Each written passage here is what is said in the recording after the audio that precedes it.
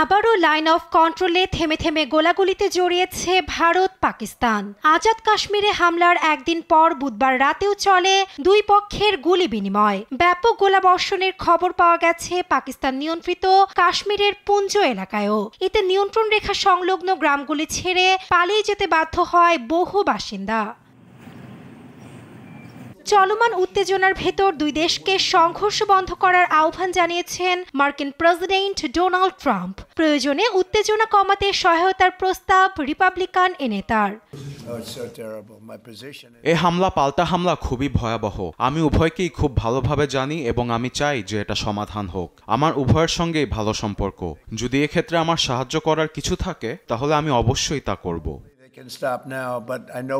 এদিকে দীর্ঘমেয়াদী শান্তির লক্ষ্যে উভয় পক্ষকে কাজ করার আহ্বান জানিয়েছে মার্কিন পররাষ্ট্র দপ্তরও। যুক্তরাষ্ট্র এ সংঘাত গভীরভাবে পর্যবেক্ষণ করছে বলে বিবিসিকে জানিয়েছে দপ্তরের মুখপাত্র। ক্রমবর্ধমান উত্তেজনা নিয়ে উদ্বেগ প্রকাশ করেছেন ইইউ পররাষ্ট্রনীতির প্রধান কাজা ক্যালাসো।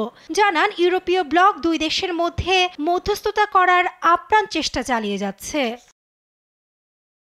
এদিকে বুধবার রাতে জাতির উদ্দেশ্যে এক টেলিভিশন ভাষণে নিহতদের রক্তের বদলা নেওয়া হবে বলে হুমকি দিয়েছেন পাকিস্তানের প্রধানমন্ত্রী শেহবাজ শরীফ। জরুর ভুগতনা হোগা। ভারত একটি কাপুরুষ শত্রু। তারা নিরীহ মানুষকে লক্ষ্য করে নিজেদের শক্তি বলের প্রমাণ করার চেষ্টা করছে, কিন্তু পাকিস্তান জানে কিভাবে এর উপযুক্ত জবাব দিতে হয়।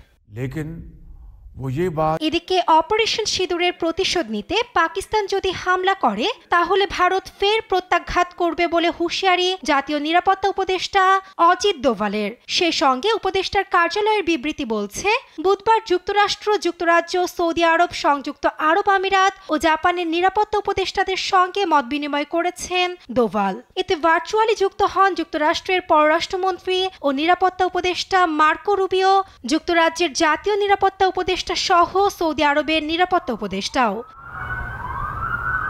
ক্রমবর্ধমান উত্তেজনার পরিপ্রেক্ষিতে দুই দেশের জাতীয় নিরাপত্তা উপদেষ্টারা যোগাযোগ করেছে বলে নিশ্চিত করেছে পাকিস্তানের পররাষ্ট্রমন্ত্রী ইসহাক দার। এদিকে রাজনৈতিক ফায়দা হাসিলের জন্য মোদি পেহেলগামের ঘটনাকে কাজে লাগাচ্ছে বলে মন্তব্য পাকিস্তানের তথ্যমন্ত্রী আতাউল্লাহ তারার।